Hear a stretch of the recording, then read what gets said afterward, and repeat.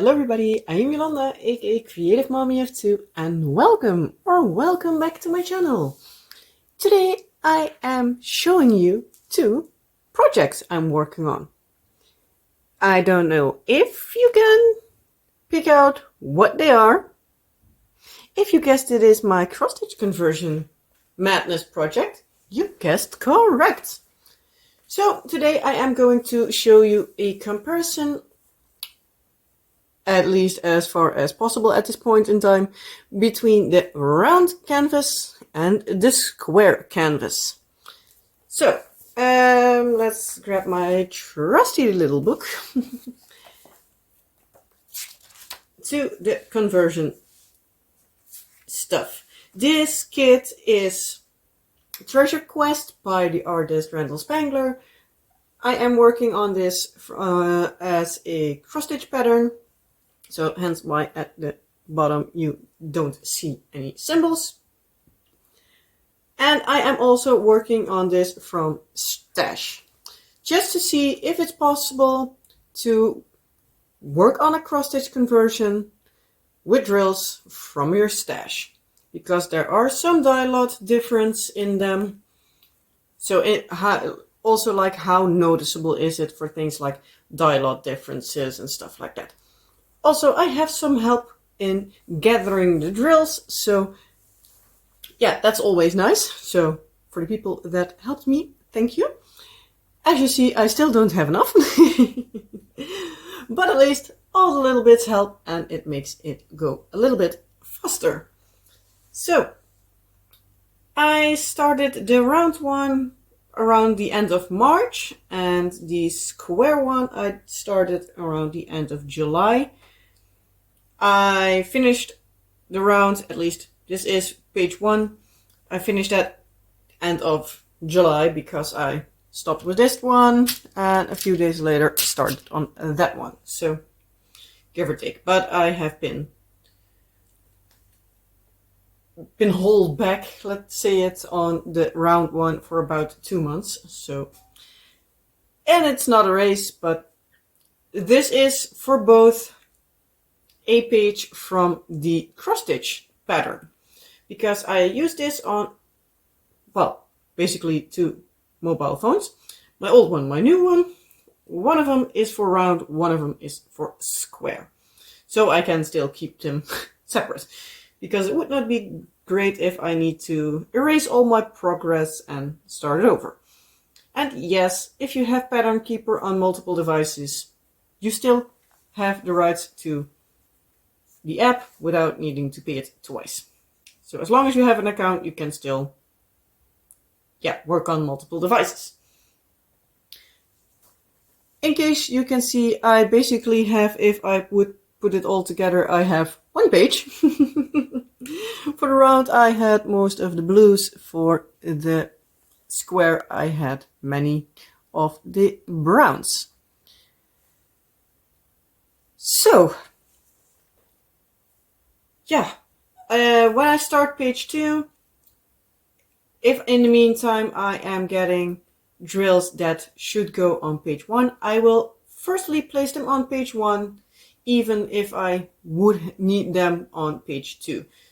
So this part will be finished in before I would it on, yeah, the same part that's that way. So yeah, I'm trying to work with what I have from page 1 to 2, etc., and fill in also starting from page 1. So yeah, how much did I actually place for each of them?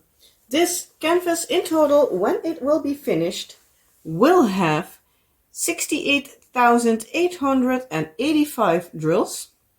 For the rounds, for now, I have placed on this canvas, this part alone, 5,228 drills, which it comes down to a total of 6.02% of the overall canvas.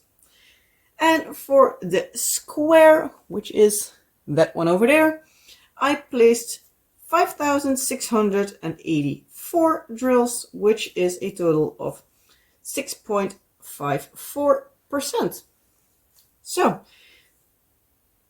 percentage-wise, it's just a little over half a percentage difference. So, all in all, not bad. I actually would have thought that I would have had a lot less on the round one versus the square. But for the square, I have almost nothing from like the blues. Well, I have a lot of the blues in the round one, but there I don't have a lot of the browns. So yeah. But yeah, bit by bit we'll fill it in, keep going, and see how everything turns out. But as for now, I still do like how also the round is turning out. Obviously, you will have more background showing, so it will be lighter in color, as you can see, I guess. Because this one looks a lot less vibrant than the square one. But if I would pull you closer, see if it works. You can see that there is still some background in it, while in the square, yeah, it's a square, it doesn't have the background. So I think that's why basically the round one looks a little bit more muted versus the square one. But yeah, as for now, I think either one of them is a nice way to use up your spare drills, just to give you a little bit extra. And yeah, let's see how everything turns out once I'm at least as far completed as I can. And when I compare it to this same part of the Diamond Art Club version. Because I also have that one, and I will be completing that, guessing around where a page would be, and yeah, do that in the same sections as I do the conversion. So yeah, what do you think? Do you think it's looking good as far as it's possible to see now? Because yeah, as you can see, I don't have a lot. But yeah, let me know, what do you think?